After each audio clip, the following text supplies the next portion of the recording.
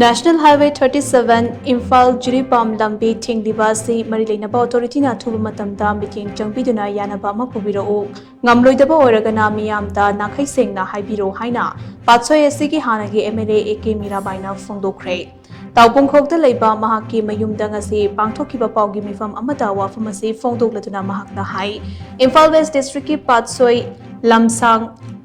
Sagolban amadi Konthozam AC Fauraga Jetpada Natana Manipuri Pukchak Lambi Amasu Oiriba Imphal Jiribam Lambi Asi matam ga chunaba mongda road expansion Tauribani Haiduna Chahi Kaya construction Chathaduna Lakli Chaukat Taurangi Tabak Paikhatlakpa Asi Yamna Fai Athingba Mata Laite Adubo Lambi Asida Chathariba Tabak Shubagi Moonga City Maikay Asomgi Miyamna Penadre Lambi Semba Asiga Marilena National Highway 37 Tingzinbagi Khongjang Changsiliba Asisu Handaki Asina Ahanba Nate Mamangda Sukayarak Hana Lambi Thingliba Khongjang Asi Changsinba Laikrabani Adubo Ngahaki Oina Yasindaba Purakhiba Namaram Oiraga Ngasidi Lambi Asigi Nakieta Lairiba Meeyam Amade Lambi Nakanda Dukan Famliba Sing Lambi gi Ufulna Leiba Ngamnadre Nong Taragana Laikhomna Chetpa Yadaba Nungsa Saragana Upulna Leiba Ngamdabagi Fibam Amada Meeyam Khanglakliba Asi matam kuire Hauzik National Highway Asita Meeyam Thoraktuna Lambi Thingliba Khongjang Changsiliba Asi ngasiga tharaga numit marini shukre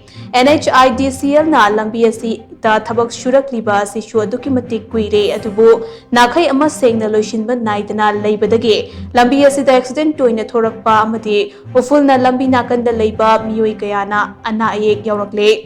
Fibam asidagi meeyam lambida thoraktuna khongjang changsiliba asi ngasiga thana numit marini suraba fauba lamdam asi mapu pandapukum kanana so hanna yengsinbidana leiriba asi yamna laibak thibani President's rule leirabashu state ki machinery singda meeyam gi mihut singna taksinbiba yai Meeyam na khamthengna wanaraba matam asida meeyam gi mihut singna tuminna yengduna leithokpa asidi mihut ama oibagi lijat natte mihut ama oibagi tawfam thokpa thabaga du fauba tawba ngamdrabadi pham konduna leibiranu pham thadokpiro haina mahakna makha takhi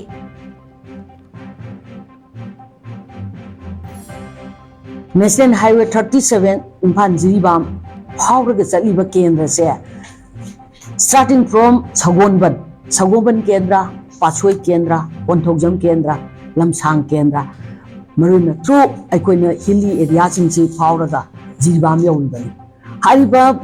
Chingi area singsi thammabasu valley gi area da leiriba mihut sing Aikoi honorable member singse Aikoi tasanabiraga athuba matamda mase yam akanba action lokhatpagi tangai phadabado madusu ai leiba elected member singa ai appeal loina tawjari mase athuba matamda umta yengbiu loina na hojik makhata na amukso expansion 25 ni hojik pai base 45 paklakadore amuk 45 pakna bagi amuk plan haure haina tai 25 pak pa phawada sigi condition lei targadi 45 paklakpa targaje targadi 45 paklakpa targadi praja singje kari hoigade haibase masigi awabase makhata na amuk kan thoktanaba aikoi apundagi oina mieng amutang changbiyu haibasi so ai taraptagi appeal tawjari